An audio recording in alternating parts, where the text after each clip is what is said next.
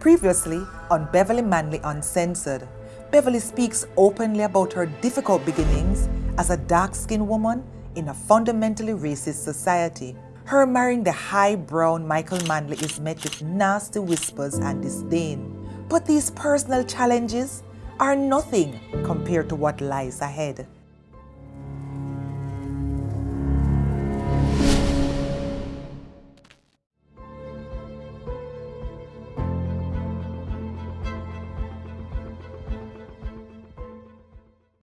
Michael Manley became Prime Minister in 1972 with a landslide victory.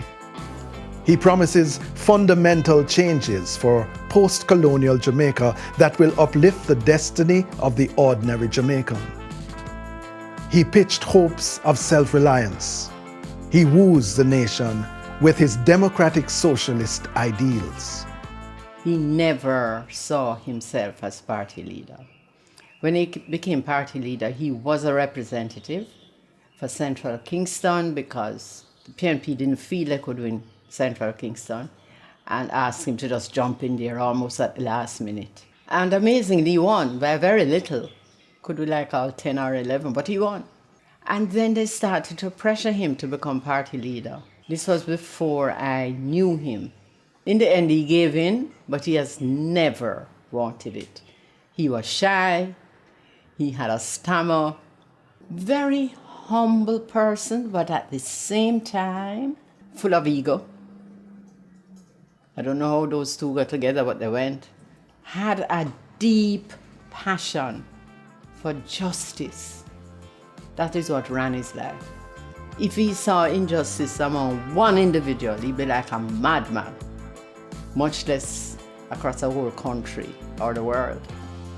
So he was an internationalist. He never saw Jamaica in isolation from the rest of the world. Michael is visionary and brown, from an established family.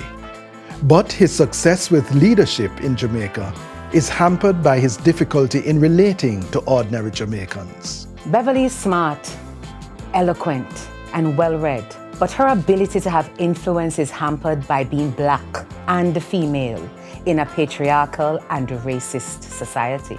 Beverly and Michael both need each other to achieve their ends. I complimented him extremely well. And even just for the optics, a picture would come out in the Gleaner with the two of us, and people just love it. The fact that I was wearing wraps, Afrocentric clothes, also helped. And for the first time, I think I'm correct in saying this, for the first time in the history of Jamaica, Rastafarians actually supported a political party. Beverly has always instinctively understood the science of semiotics or cultural messaging. While she communicates very effectively through words, her real mastery is in her imagery. She embodies signs and symbols of proud black woman. And as wife of the Prime Minister, she took these controversial images into rooms where it was never expected or anticipated. It is in the choice of her clothing, where she fuses African and European sensibilities. She knows how to make a political statement with fashion without going over the invisible, acceptable lines.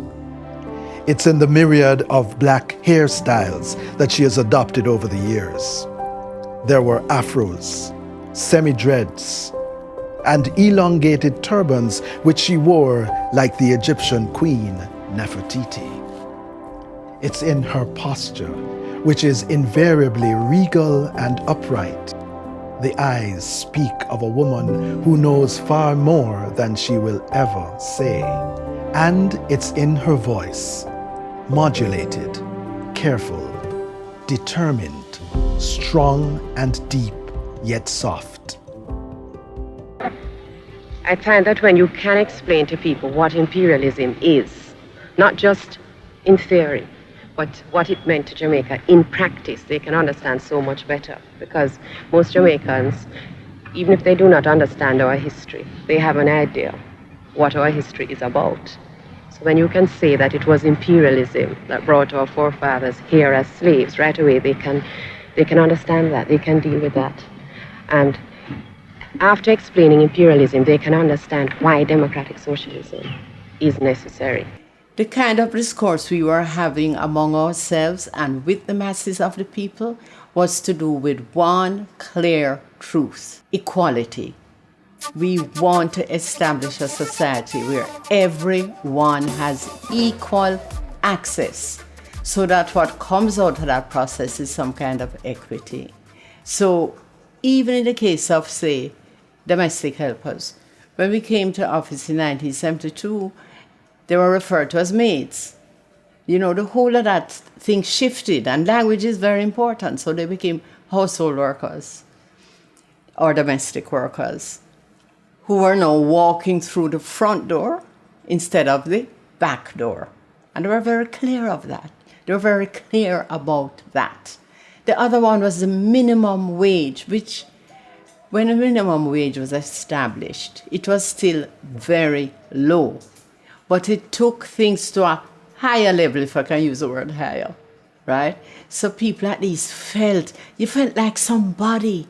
You know, all of these discussions that were being had. Participation was a big thing with us. We've tried to have genuine participation in everything we're doing, inside the party and outside the party, so that people felt they had a voice, they knew they could say what they wanted to say, and they wouldn't necessarily be punished with it. I think there are about 10 issues that we dealt with that I think were absolutely fundamental issues. Not just the ones for women, although those were very important, but the ones that had an impact on everybody in society.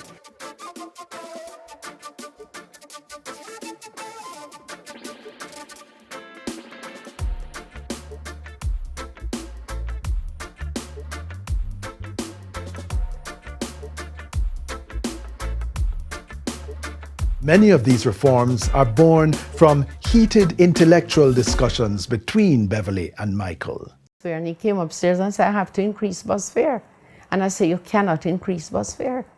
He said, I have to increase it. I said, let me tell you why you can't increase it. I used to take the bus. When I went to school as a little girl, I took the bus. And there were 4 of us. So it wasn't just a cent going on the existing bus fare, which is the best you can do, because it's still keeping it low. But in my world, my mother had to multiply it by 4. The difference it makes to that family, you wouldn't understand, because you were being driven to school or you were at boarding school. No, when my mother had to multiply that cent by 4, it meant that we had to walk one stretch, one route, right? So for her, the increase in bus fare was not small. It was going to make her suffer more. That's the kind of discussions. We're at Jamaica House and he was getting ready to do his budget speech. And the budget speech was a grand. When Michael gave a budget speech, enemy, friend, everybody just stopped what they're doing and watch television. Because it was a big drama. He was really good at it. One of the things that made it great is that he always did an announcement at the end of it. His, what he used to call his peroration, had to leave you on a high. And the staff just couldn't come up with anything. And he was like about to go to Parliament, and he'd be on his way to Parliament and another car driving behind him carrying a few pages, and the pages went down. Speech wasn't finished. And he came and said, Beverly, I don't know what to do. I cannot come up with something. I can't just, nothing's happening. And I just looked at him and said, why don't you make education free? That was it, and one of the most powerful things that happened in Jamaica. Together, Michael and Beverly are able to accomplish the most widespread social reforms in Jamaica's history.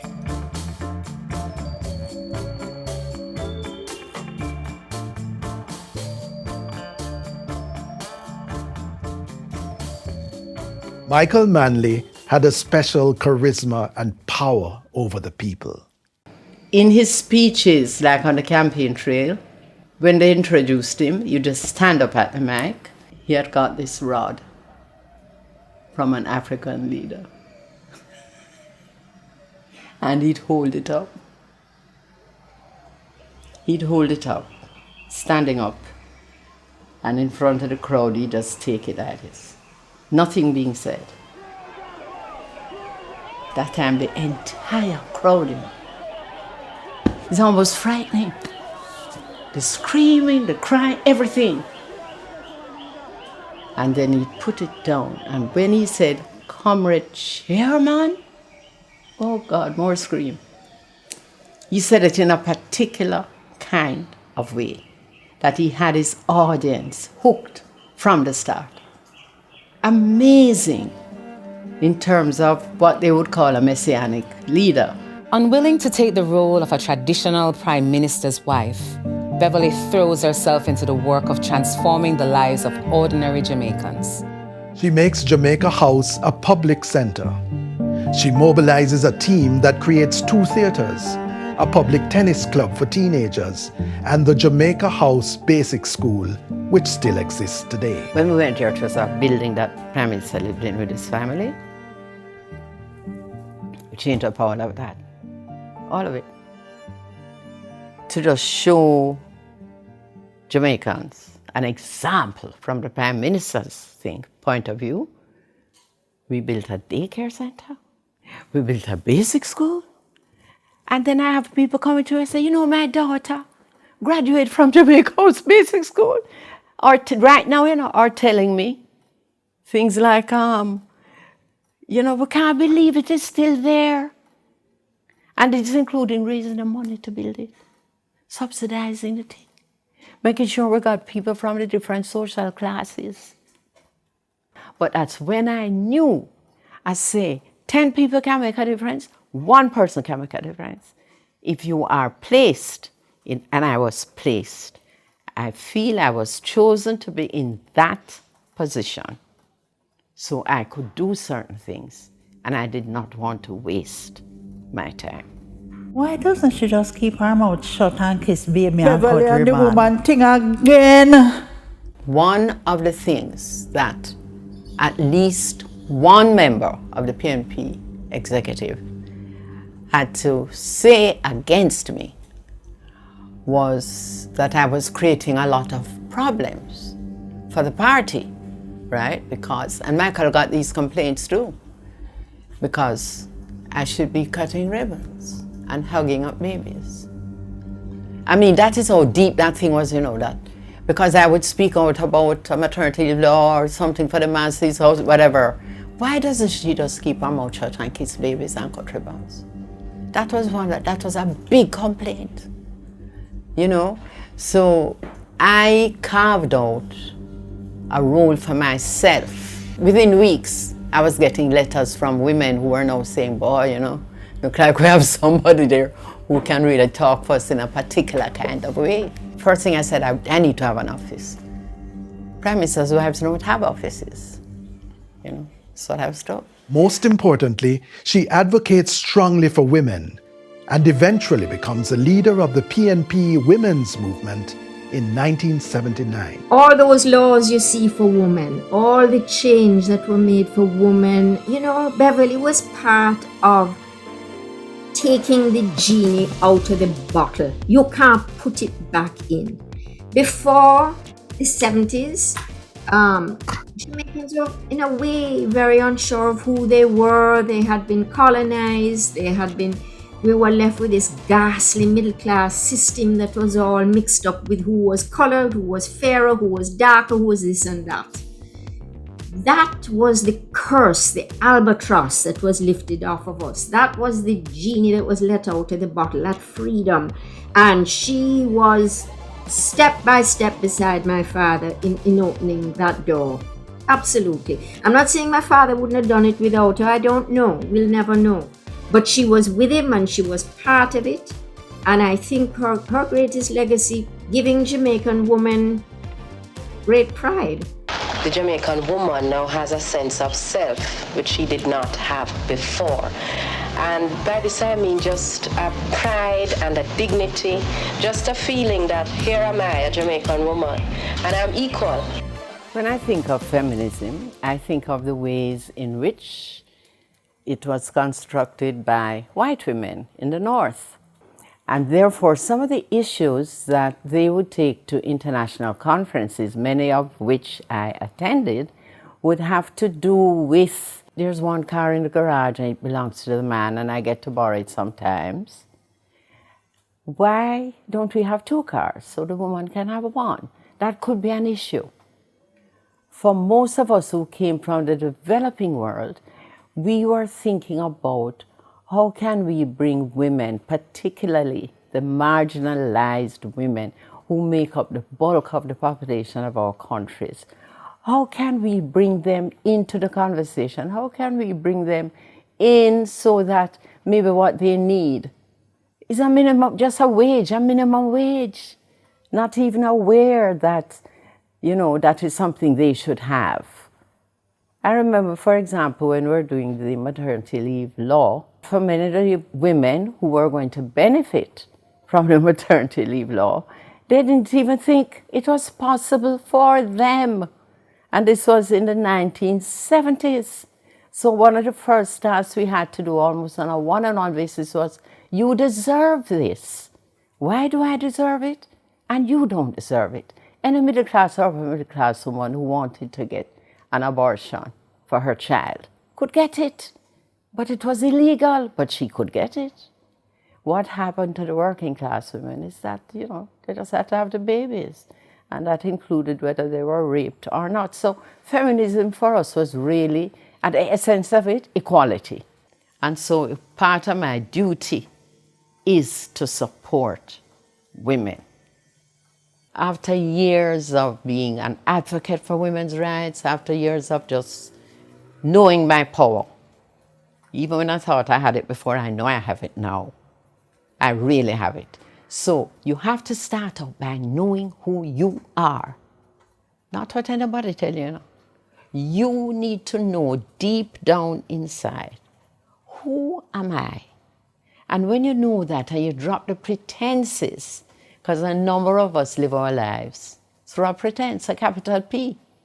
You're walking into a room, how do I want? You're saying to yourself, I wonder how I want them to see me this morning. You're not thinking the real of me would really like to say to them that it's people like you who help to hold women back. But you don't say that. You come into the room and you play a game. Hi, nice to see you. You don't feel your power enough to know you can say what you really want to say and live. It's okay, but you have to be at a certain level, and I started economic independence. I'm not saying to any woman who can't look after herself economically to do this. I'm saying to women across the social classes who know they have the power, made equally by God, man and woman, children of God, everybody, man and woman, that you have it. You don't have to go look for it, You have it inside here.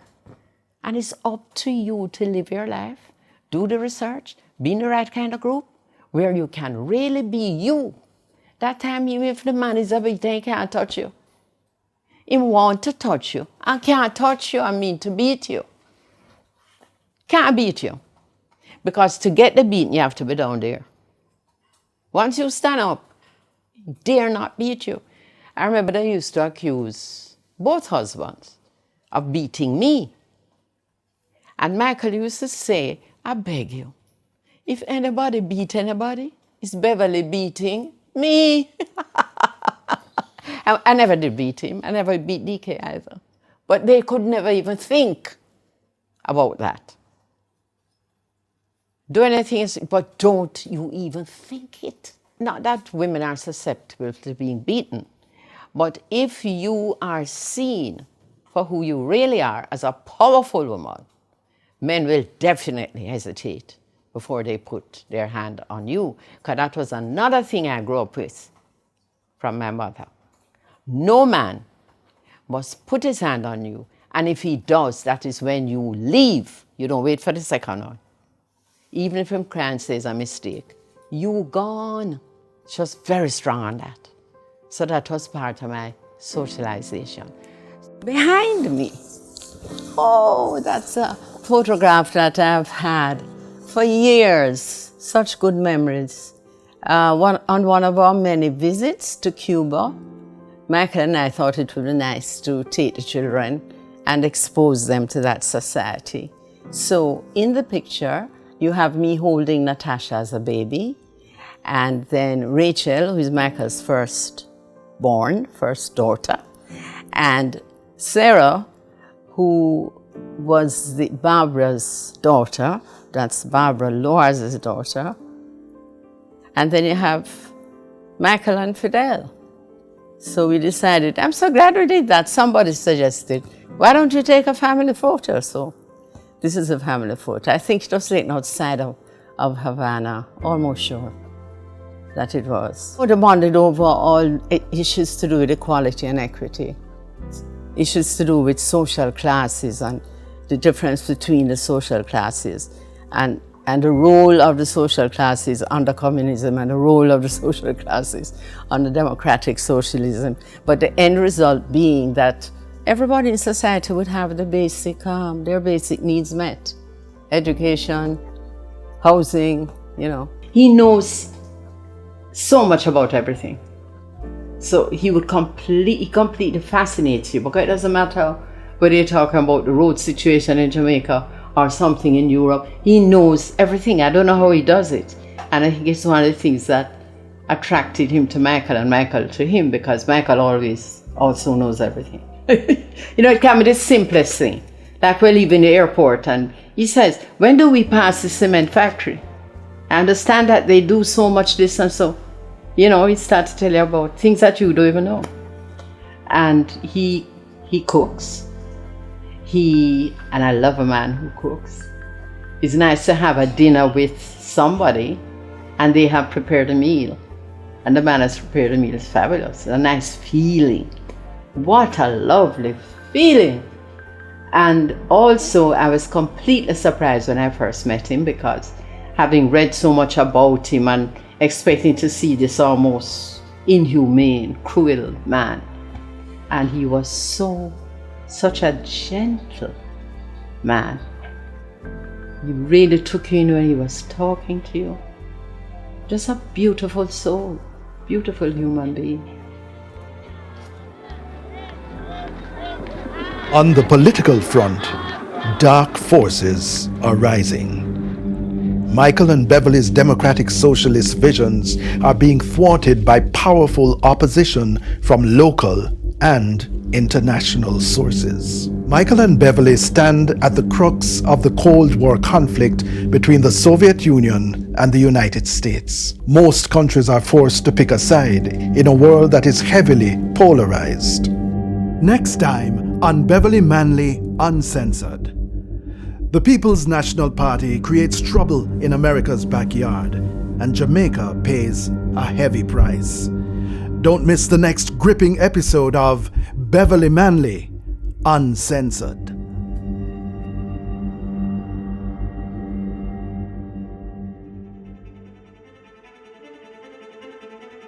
But what do we really know about black? You know, if on campus, if you're writing a thesis on a campus about black, what are you really saying? Yesterday was Emancipendence, just this weekend. How much black stuff was being talked about across the country, maybe across the world? There's a kind of embarrassment around some of the things they told us about ourselves.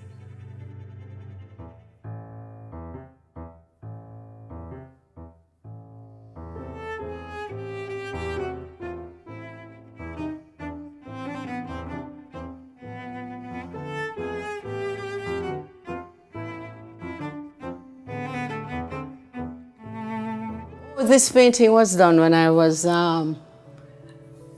wife of the Prime Minister, which I think is the correct title, by Barry Watson. He just came to the house one day and said, "I'd love to paint you." Barry painted a number of women. And when he came to visit, he wanted to paint me, and he also wanted to paint Michael. So his studio was up in the hills around St. Thomas, way out of town. So I traveled there a couple of days, and then he just painted me. And I chose this dress because I thought it would have a lasting look. And it has.